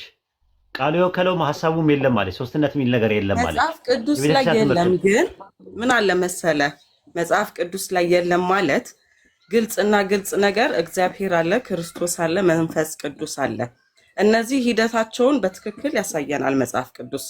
እግዚአብሔር ክርስቶስን ለምን እንደላከው፣ ክርስቶስ ምድር ላይ ምን እንዳስተማረ፣ መንፈስ ቅዱስ ደግሞ ላዩ ላይ አድሮ ምን አይነት ነገሮች እንዳደረገ። ዘርሽ ይባረክ፣ ዘርሽ ይባረክ፣ ዘርሽ ብሩክ ይሁን። አሜን። አቲም ብርቱካን ምን ለማለት ነው? ሰው ደስ ይላል ያስረዳው እኮ ማለት እሱ ነገር እኛ አዎ እንደዛ ነው። ማቴዎስ ወንጌል ምዕራፍ 3 ቁጥር 17 ላይ ቅድም የጠቀሰው አይ እናንተ እኮ ናችሁ የምትለያዩትና የምትከፋፍሉት። ግዴታ መንፈስ ቅዱስ አንድ አካል ነው፣ ክርስቶስ አንድ አካል ነው፣ እግዚአብሔር አንድ አካል ነው በሉ እንዲህ ነው የሚለው የቤተክርስቲያን አስተምሮ እንዲህ ነው እያላችሁ በግድ እናንተ ናችሁ እንዲህ የምትሉት። ግን እኛ የለንበትም። ቤተክርስቲያን እንደ ድሮም የሚገነጣጥሉት ራሳቸው ናቸው፣ እንደ ድንችም የሚጨፈልቁት ራሳቸው ናቸው። እኔ የለሁበትም። እኔን አትክተችኝ፣ የብሮን አትክተችኝ። ቤተክርስቲያን በጭራሽ ይሄንን ነገር እንደዚህ ብላ አስተምራ አታውቅም። እኔ ላሳይሽ ናኒ እንደዛ ብሎ አስተምሮኛ ስትል ነበር አይደል?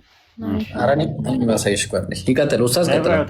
ያወጣልሽ ብሩክታ ብርቱካን ያው የምታስተምረውን እኔ እስቲ ያው ለምሳሌ አሁን ተመልከች ምን እንደሚል። አሁን ይሄ በጣም ከባድ አስተምሮ ነው አሁን ማሳይሽ ነገር። አይ እኔ የምፈልገው ከመጽሐፍ ቅዱስ ነው።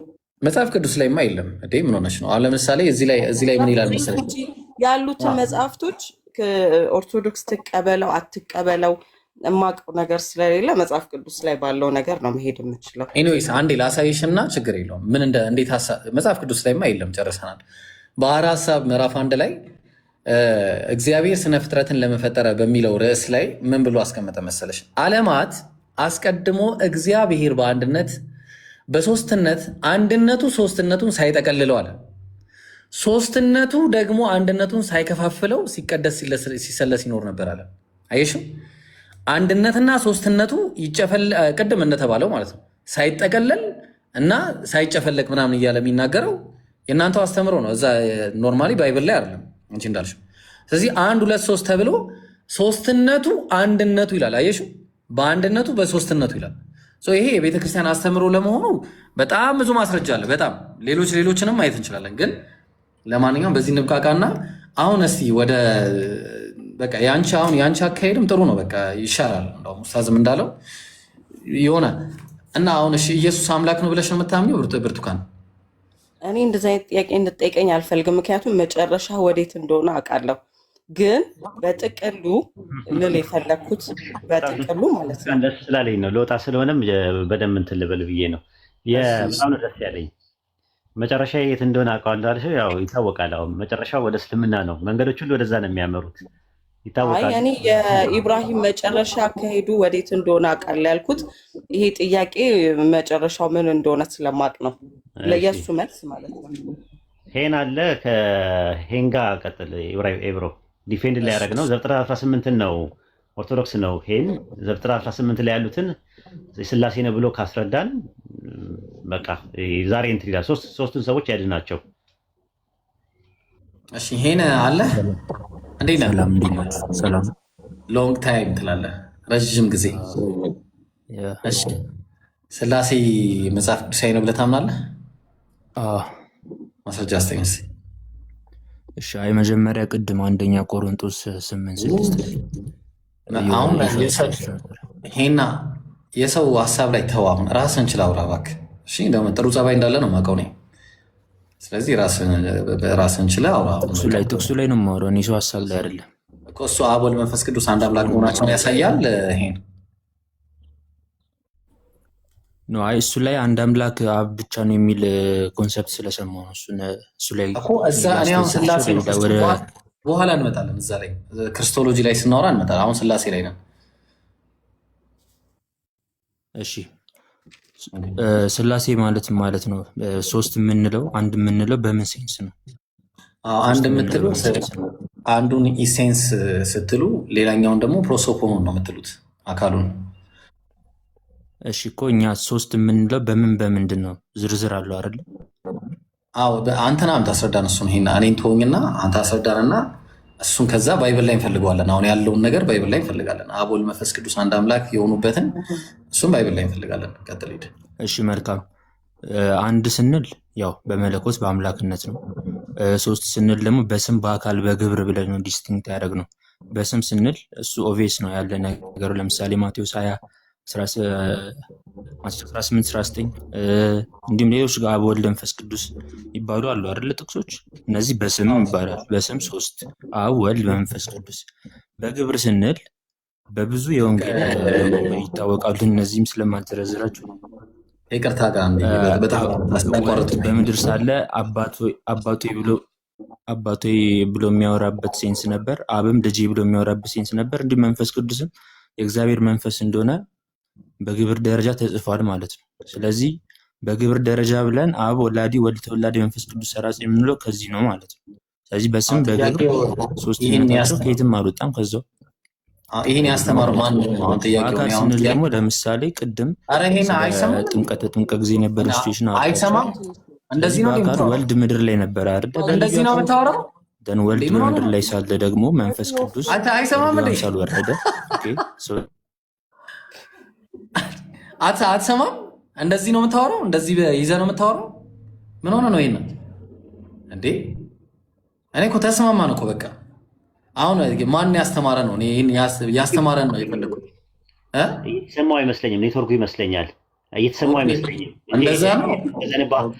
እንደዚህ መደራረብ ምናምን ነገር የለበትም ልጁ። አዎ እኔ መስከማው እንደዛ ነው። አዎ እንትን ነው ኔትወርኩ ነው ይመስለኛል። አንደርስታንድ እናደርገዋለን። አብሽር እስቲ እንትን በለው 15 ሰከንድ ፍላይት ሙድ አድርገው ስልክህን የምትሰማ ከሆነ ወጣ። እሺ ገቡ። አይኛ መሰማ አይመስለኝም። ወጣ። እሺ ምን ላውራለ? እሺ አሁን ለማሂር አሳልፌ ልስታ፣ አንተን ደግሞ ተራ በተራ እንድናወራ። ማሂር አለ። ሰላም አለይኩም። ወአለይኩም ሰላም ወራህመቱላሂ ወበረካቱ። እስቲ ስላሴ መቆየት ስለማልችል በቀጥሎ አሪፍ ኸይር። በቃ እሺ እንቀጥላለን፣ ችግር የለውም። እሺ ጥቅስ ስተኝ። እሺ ምን ላውራ? እሺ ምዕራፍ ነው ቁጥር ምን አልከኝ? ምዕራፍና ቁጥር ስተን ስላሴ የተጠቀሰበት ስላሴ በመጽሐፍ ቅዱስ ላይ ተጠቀሰ። ኦኬ የለም ነው ስላሴ የለም። ስላሴ ቃል በቃል የለም። እሺ አስተምሮቱ ሳለ አስተምሮቱ አለ። እስቲ ስተኝ። እሺ አንድ አስተምሮ ስተኝ። አሁን ለምሳሌ እኔ በምዕራፍ ቁጥር ባልጠቅስልህ ሂዱና አሕዛብን በአብ በወልድ በመንፈስ ቅዱስ ስም እያጠመቃችሁ ደቀ መዝሙር ያድርጓችሁ የሚል አለ። ታዲያ እኔ የጠየኩ ይሄንን ነው፣ በአብ ወልድ በመንፈስ ቅዱስ አጥምቋቸው የሚል ነው የጠየኩ ወይስ አብ ወልድ መንፈስ ቅዱስ? ያ ነው ስላሴ ማለት እኮ። ምንድን ነው እኮ ስላሴ ማለት አብ ወልድ መንፈስ ቅዱስ አጥምቋቸው ነው ወይስ አብ ወልድ መንፈስ ቅዱስ በአካል በግብር ልብ ቃል እስትንፋስ ማለት ነው ስላሴ ማለት? ይህን አንተ ነህ ያልከው። አንተ ነህ ይህን ማይንድ ላይ ሴት የመጣው። እሺ የቱ ጋር ነው በአካል በግብር የሚለው የቱ ጋር ነው? አሁን መጽሐፍ ቅዱስ እኔ ስለማይመቸኝ መውጣት እንጂ አሳየለች። ለምሳሌ አንተ ቁርአን ያለ ቃል ነው። እሺ በቃ ያው አያችሁ አይከል በቃ ሌላ ሰው ደግሞ እንፈልጋለን። እሺ ስላሴ የሚሰብክላችሁ። እሺ እኔም በለው ግዴታ አሁን ስላሴ ስላልተጠቀሰ ማብራራት የሚችል ማብራራቱን ማለት ሶስትነቱን እኮ መጽሐፍ ቅዱስ ይገልጻል። ምክንያቱም ክርስቶስ ማለት እግዚአብሔር ከኛ ጋር ነው ማለት ነው። ይሄ ማለት ደግሞ ምድር ላይ በነበረ ጊዜ እግዚአብሔር ክርስቶስ ላይ አድሯል ማለት ነው። ክርስቶስ ላይ ነበረ ማለት አማኑኤል ማለት እግዚአብሔር ከኛ ጋር ሆነ ማለት ነው። ትርጉሙ ነው የምትዩ? አዎ ከኛ ጋር ነው የሚል ነው የአማኑኤል። ስለዚህ ኢሳያስ ላይ የተወለደው አማኑኤል የሚባለው ሕፃን ውስጡ እግዚአብሔር አለ። ማቴዎስ ላይ ነው የሚለው። ይሄ ግን ይላል እግዚአብሔር እንትን ላይ ነው፣ ኢሳያስ ላይ ነው ያለው። ኢሳያስ ላይ ነው ያለው አው ስለ አማኑኤል የሚናገረው። ኢሳያስ 8:3 ላይ ነብይቱ ወለደችው ያንን አማኑኤል የሚባል ሕፃን። ኢሳያስ 8:8 ላይ ደግሞ በወቅቱ የተወለደው ሕፃን አማኑኤል ተብሏል። አማኑኤል ማለት ስሙ ነው እንጂ እሱ አማኑኤል ነው ማለት አይደለም። ልክ እስማኤል፣ ገብርኤል፣ ሚካኤል እንደሚባለው ማለት ኤል ማለት አምላክ ማለት ነው። ፕሪፊክስ እና ሰፊክስ ሆኖ ይገባል። ምንም የሚያሳየው ነገር የለም። እንደዛ አንቺ ስላሴ የሚለው ነገር ሐሳቡም የለም ቃሉም የለም ስላልሽ ምንም ችግር የለውም። እና አይ ቲንክ ኢብራሂም ሌላ ሰው አስገባ። እሺ እንግዲህ ሰው የለም እንግዲህ አሁን ክርስቲያን አንድ ቁጥር አሳዩን፣ ከታች ቁጥር አሳዩን። እሺ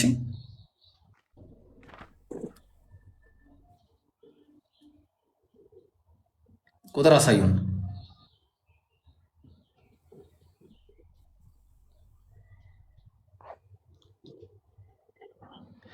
እሺ ክርስቲያን ኦኬ።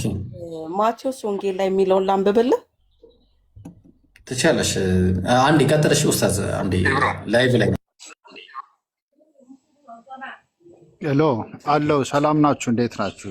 ወሂድ ኢብራሂም እንዴት ነው? ሰላም ነው? ሰላም ነን አለ። እንዴት ነህ? እግዚአብሔር ይመስገን። እንዴት ነው? ሁሉ ሰላም? ከመጀመሪያ ጀምሮ አዳምጣል የምናወራውን ነው አሁን የገባው? አዎ አዳምጫለሁ። አዳምጫለሁ። ስለዚህ አሁን አንድ ጥቅስ ጠቅሶ ነበረ ዘፍጥረት 18 ምዕራፍ 18 ቁጥር 1 ላይ አብርሃም ቤት የገቡት 3 ሰዎች ነበሩ ይላል። እና እነዛ 3 ሰዎች እነማን ናቸው የገቡት አብርሃም ቤት? ያ አብርሃም ቤት የገባው ያው መላእክትም ሊሆኑ ይችላሉ፣ እግዚአብሔርም ሊገባ ይችላል። ያው እግዚአብሔር መንፈስ ነው። እነዛ ሰዎች እነማን ናቸው የገቡት? እኔ እንጃ እነዛ ሰዎች እነማን እንደሆኑ መላእክቶች ናቸው ብዬ ነው እኔ ከእግዚአብሔር የተላኩ። ስለዚህ ተመለሰላችሁ? ከላይ ያላችሁ 3 ሰዎች አንዴ ኮንፈርም አድርጉኝ። ተመለሰላችሁ? እንደዚህ ሀቅ ይውጣልን የሚባለው እንደዚህ አይነት ሰው ማለት ነው ሲመጣ ተመለሰላችሁ? አይከል አይኔ ያው ኢብራሂም መለሰልኝ። በቃ አይ ልጁም ራሱ ይኸው እንትን አለ። አሁን ምንድነው የምታደርገው? ስላሴ የሚለው ቃል የለም አይደል ባይብል ላይ? ጥቁር ሰው ስላሴ የሚለው ቃል በቃል የለም፣ ግን የለም ማለት ቃሉ የወከለው ሐሳብ ሳለ ሐሳቡ አለ። ሐሳቡ ምንድነው? እግዚአብሔር እና ኢየሱስ አንድ እንደሆኑ፣ መንፈስ ቅዱስ የእግዚአብሔር አካል እንደሆነ መጽሐፍ ቅዱስ ይናገራል። ኢቭን በእናንተ ላይ እኮ ይናገራል። ኦኬ። ስለዚህ አንድ አምላክ 3 አካላት አሉት የሚል አለ ባይብል ላይ? አካላት ሳይሆን መገለጫ ነው። ኦኬ፣ ችግር የለውም። በሶስት አካል አብ ወልድ መንፈስ ተውሽ፣ ቀለል አድርገው። አብ ወልድ መንፈስ ቅዱስ አንድ አምላክ ናቸው የሚል ባይብል ላይ አለ? ያ አለ ማለት አሁን ዮሐንስ እንደገለጸው አንድ አምላክ ናቸው የሚል ምን ላይ ነው ያለው? በመጀመሪያ ቃል ነበረ፣ ቃልም በእግዚአብሔር ዘንድ ነበረ፣ ቃልም እግዚአብሔር ነበረ ብሎ ይናገራል። ጥያቄውን ክራይስቶሎጂ አይደለም አረስታችን፣ ትራይዶሎጂ ነው አረስታችን። ስላሴ ነው ትምህርት እንትናችን። ስላሴ ላይ ብለሃል። በስላሴ ትምህርት አብ ወልድ መንፈስ ቅዱስ አንድ አምላክ ናቸው የሚል የቱ ጋር ነው ያለው? ቃል በቃል ባይኖርም ይኸውልህ መጽሐፍ በሀሳብ ደረጃ አብ ወልድ መንፈስ ቅዱስ አንድ አምላክ ናቸው የሚል ማስረጃ ስጠኝ እስቲ። ይኸውልህ አንድ አምላክ እንደሆኑ ስናግርህ ማለት ነው። መጥምቁ ዮሐንስ ክርስቶስን ሊያጠምቀው በወረደ ጊዜ እና በባህር ዳርቻ ላይ እያጠመቀው ሳለ መንፈስ ቅዱስ እንደ እርግብ ወረደበት ይላል። ከዛ በኋላ ከሰማይ ድምፅ ወጥቶ ምን ይላል? የምወደው ልጄ ይህ ነው እሱን ስሙት የሚል ድምፅ ከሰማይ ወጣ ይላል። ያ ደግሞ የእግዚአብሔር ድምፅ ነው ብለን ነው እኛ የምናምነው። እንደ እርግብ ያረፈው መንፈስ ቅዱስ ነው ብለን የምናምነው። ያ ደግሞ ልጁ ደግሞ የእግዚአብሔር ቃል የተባለው በቁርአን ላይ ቁርአን 1934 ላይ እውነተኛ ቃል ብሎ ክርስቶስን ይገልጸዋል። ቆይ 19 ላይ እንገባለን። መጀመሪያ ላይ 1934 ላይ ቁርአን ላይ እንገባለን ለብቻው ከፈለከው። ፊዚክስ እና ኬሚስትሪ እንዳይደባለቅ ማለት ነው። ያውን ፔሪዱ የፊዚክስ ነው። ኬሚስትሪ ፔሪድ ሲመጣ ደግሞ ኬሚስትሪ ላይ እናወራለን ማለት ነው። የእግዚአብሔር አካል ከሆነ መንፈስ ቅዱስ አያሻማም ማለት ነው። ግልጽ ነው። ስታወራ ተረጋግተን ያዳመጥን፣ አንተም ደግሞ ተረጋግተን ለማዳመጥ ሞክር፣ አትደራረብ። ማቴዎስ ወንጌል ምዕራፍ 3 ቁጥር 17 ላይ መንፈስ ቅዱስ የወረደበት ለምንድን ነው? በኢየሱስ ላይ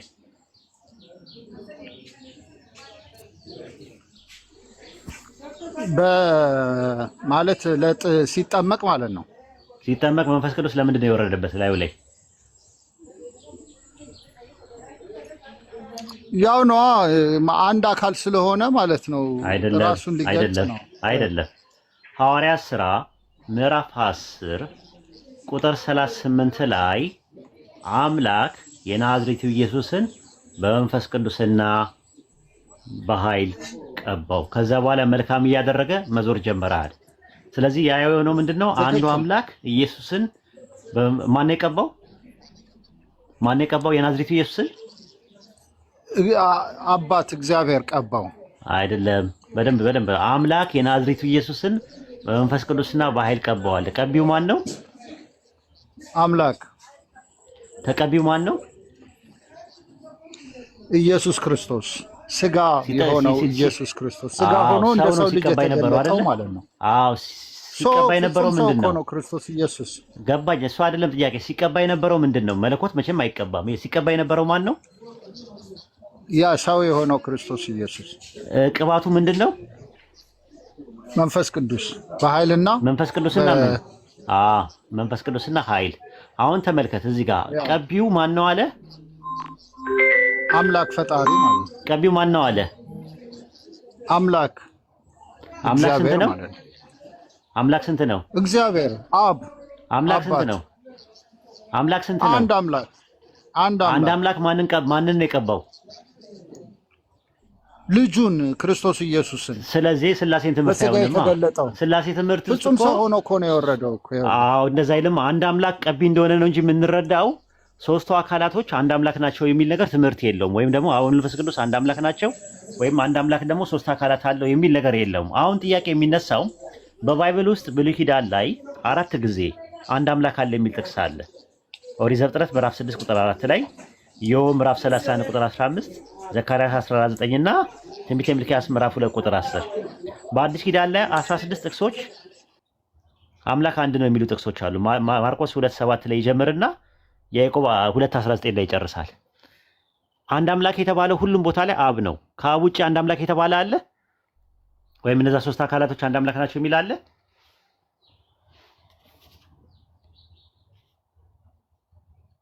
ሄደ? ኦኬ አስገቡት።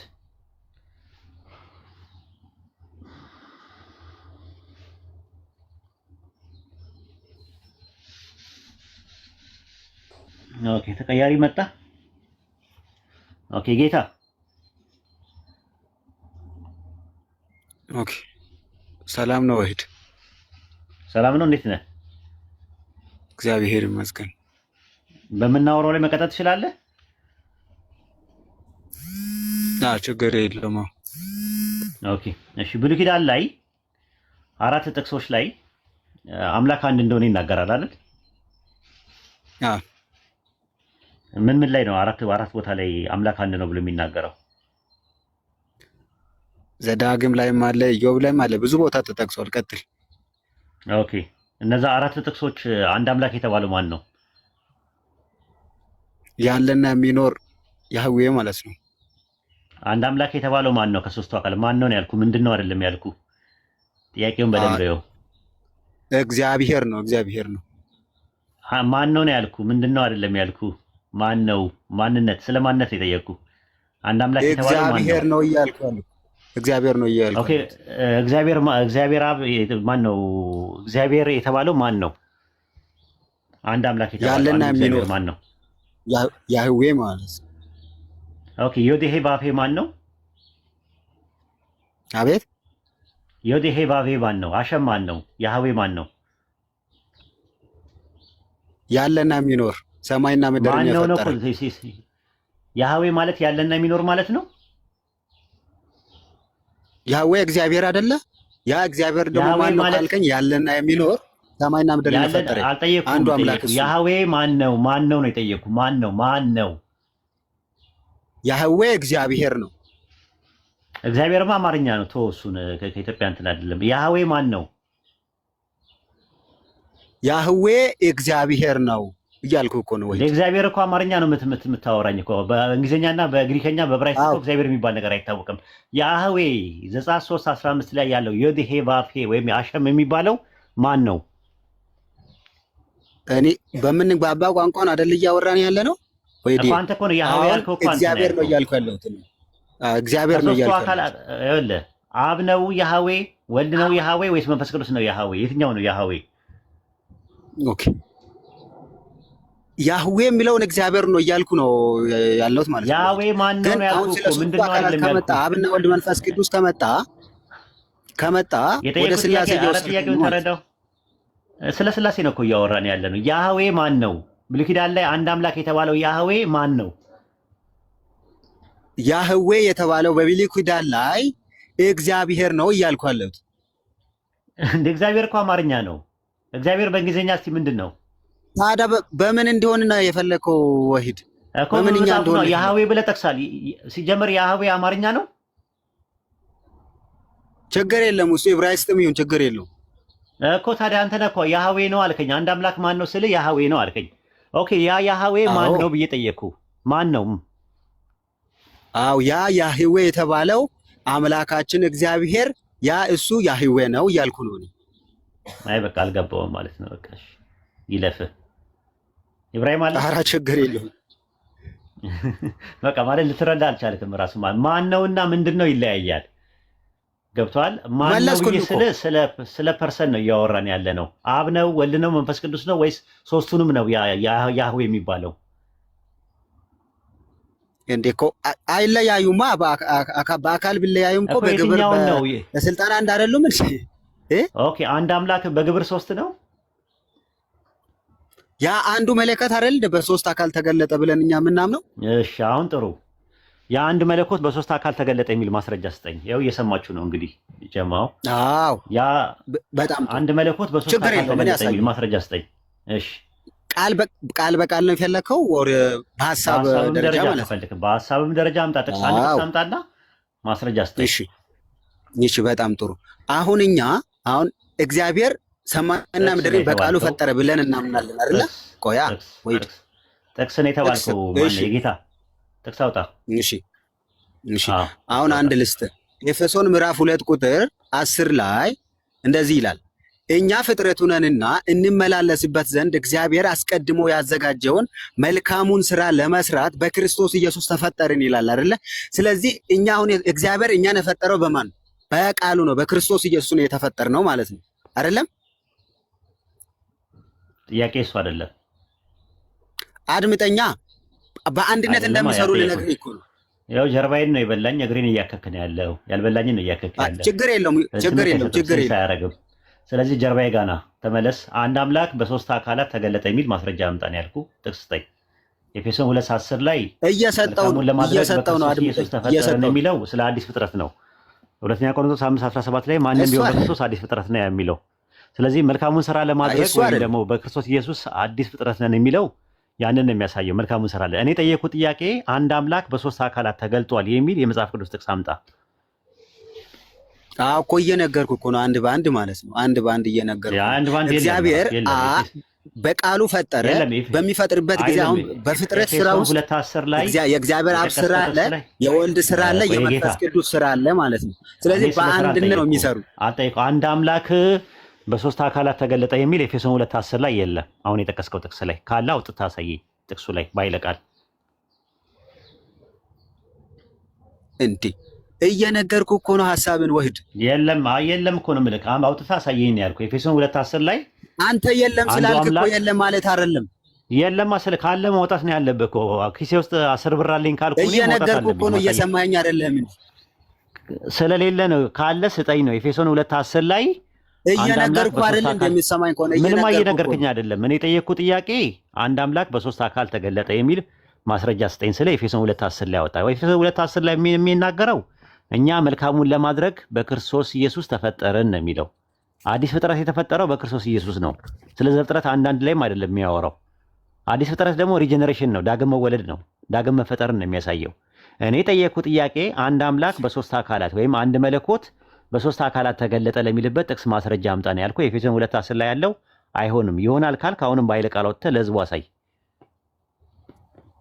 በቃ ኤፌሶን 2:10 ላይ እያወራ ያለው በኢየሱስ ክርስቶስ ስላገኘ ነው። አዲስ ማንነት ሳይሆን ገና ዓለም ከመፈጠሩ በፊት እግዚአብሔር በሱ እንደመረጠን በሱ እንደፈጠረን ነው እየተናገረ ያለው እንጂ በክርስቶስ እኛ ስላገኘ ነው አዲስ ፍጥረት አይደለም። ፕሬዲስቲኔሽን ነው። በክርስቶስ ኢየሱስ አማካኝነት አማኞችን ኤፌሶን 1:3 ላይ እንደመረጠ ይናገራል። ዓለም ሳይፈጠር በፊት ጥያቄው እግዚአብሔር አማኞችን በክርስቶስ ኢየሱስ ዓለም ሳይፈጠር በፊት መርጧል አልመረጠም ሳይሆን አንድ መለኮት አንድ አምላክ በሶስት አካላት ወይም በአብ በወልድ በመንፈስ ቅዱስ ተገለጠ የሚል የመጽሐፍ ቅዱስ ጥቅስ ስጠን ያለ። አዎ አድምጠኝ። አንድ በአንድ ነው እኮ እነግርሃለሁ ወይድ የምነካ። ስለዚህ አሁን እዛ ላይ እግዚአብሔር እኛ ዓለም ከመፈጠሩ በፊት በክርስቶስ ኢየሱስ ፈጠረን ይላል አይደለ? በክርስቶስ ኢየሱስ ተፈጠረን ይላል። ስለዚህ እግዚአብሔር እኛን የፈጠረው እንዴ ቁጥር 2:10 ላይ አይልም? መረጠን ነው የሚለው። ኤፌሶን 1:4 ላይ መረጠን ነው የሚለው። ኤፌሶን 2:10 ላይ በክርስቶስ ኢየሱስ ተፈጠርን አይልም? እሱ ይላል። አዎ ስለዚህ ይላል። ስለዚህ አንድ ላይ እንደዛ ተናገረ። 1:3 ወደ ታች ስናነብ እንደዛ ተናገረ ቁጥር 4 ላይ። ከዛን እዛ 2:10 ላይ እኛ ፍጥረቱ ነንና እንመላለስበት ዘንድ እግዚአብሔር አስቀድሞ ያዘጋጀውን መልካሙን ስራ ለመስራት በክርስቶስ ኢየሱስ ተፈጠርን ይላል። ስለዚህ እግዚአብሔር እኛን የፈጠረው በክርስቶስ ነው ማለት ነው። በክርስቶስ ነው የተፈጠርነው። አሁን እግዚአብሔር እኛን ሲፈጠር በክርስቶስ ነው። እኔ ጥያቄ ምንድን ነው? እኔ ጠየቅኩት ጥያቄ ምንድን ነው? ድገምልኝ እስኪ የጠየቅኩህን። ኦኬ አንተ እየጠየከኝ ያለው አሁን አንዱ አምላክ በሶስት አካል ተገለጠ የሚለውን ማስረጃ አምጣ እያልከኝ ነው አይደለ? አዎ እኔም እኮ እየነገርኩ ነው ያለሁት። ምንም አልነገርከኝም። ኤፌሶን 2:10 ላይ አንዱ አምላክ በሶስት አካላት ተገለጠ የሚል ነገር የለውም። እየነገርኩ ነው። ያ ነው እየነገርከኝ። ጥቅስ ነው እየተናገርከኝ ያለው። ሶስት አካል አለ አይደለ? ቆያ ጥቅስ እኮ ነው እያወጣ ጥቅስ ነው እኮ። የማስ ስፖርት ማጠናከሪያ እኮ አይደለም መድረኩ እንዴ። የማይገናኝ ነገር አሁን ለምሳሌ ለአንተ እኮ አይገናኝም። እግዚአብሔር አንድ ነው የሚል ጥቅስ ማስረጃ ስጠኝ ስል ዘፍጥረት 1:1 ላይ በመጀመሪያ እግዚአብሔር ሰማይና ምድርን ፈጠረ ብሎ እንደመጥቀስ ነው። የማይገናኝ ነገር ነው። አንድ አምላክ በሶስት አካላት ተገለጠ የሚል ኤፌሶን 2:10 ላይ የለም። አይ ቲንክ ብዙ እንትን ማለት ነው። ሐሳቡን እየነገርኩ ነው ያለሁት አንድ በአንድ ማለት ነው። ጥቅሱ እሱን ከነገርኩ ተመለስኩ። አንድ አምላክ ማን ነው? ብሉይ ኪዳን ላይ 4 ቦታ አንድ አምላክ የሚል ጥቅስ አለ እና ማን ነው ብዬ ስለው ያህዌ ነው አለኝ። እሺ ያ ያህዌ ማን ነው ስለው እግዚአብሔር ይለኛል። ያ እግዚአብሔር ማን ነው ስለው ደግሞ ያህዌ ይለኛል። በጣም እየተዛዘ ከዛ በኋላ ማን ነው ያልኩ፣ ምንድነው አይደለም ያልኩ፣ ማን ነው? አብ ነው ወልድ ነው ወይስ መንፈስ ቅዱስ ነው ስለው አይነጣጠሉም አለ። ካልተነጣጠሉ ምንድነው ስለው ደግሞ አይ አንድ መለኮት አንድ አምላክ በሶስት አካላት የተገለጠበት ነው አለ። ማስረጃ ጥቅስ አምጣ ስንለው ኤፌሶን ምዕራፍ 2 ቁጥር 10 ላይ አመጣ። ኤፌሶን ምዕራፍ 2 ቁጥር 10 ላይ መልካሙን ለማድረግ በክርስቶስ ኢየሱስ ተፈጠረን ነው የሚለው። ዛት ሚንስ ሁለተኛ ቆሮንቶስ 5:17 ላይ ማንም ቢሆን በክርስቶስ አዲስ ፍጥረት ነው። እግዚአብሔር በልጁ በኢየሱስ በኩል አዲስ ፍጥረት ወይም ደግሞ ሪጀነሬሽንን ወይም ደግሞ ሪክሬሽንን አድርጓል። ዳግም ልደትና ዳግም መፈጠር አድርጓል። ይህንን የሚያሳየን አንድ አምላክ በሶስት አካላት ተገለጠ የሚል ኤፌሶን 2:10 ላይ በኃይለ ቃል ታሳየን አለው። ማሳየት አልቻለም። ይሄው እያሳየው ነው እኮ ይለኛል፣ እየደጋገመ ማለት ነው።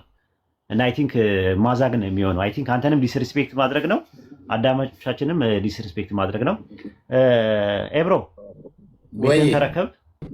እኔ ልወጣ ነው፣ ሰዓት ደረሰብኝ። ኢንሻአላህ ጀዛከላ አላህ ይጠብቅህ። ጀዛከላ ኸይር። እሺ የጌታ እስቲ አሁን ደግሞ እስቲ ደግሞ እንለውጥ። እሺ ፍሬ ማርሽ ይካሄድ ደግሞ እስቲ እንዴ። እሺ የቱ ጋር ነው እስቲ ስላሴ እስቲ ማስረጃ አስተኛሽ። አሁን እኮ ግራ ገባን እኮ ልጆቹን ግራ ገባቸው። ስላሴ እስቲ ማስረጃ የጌታ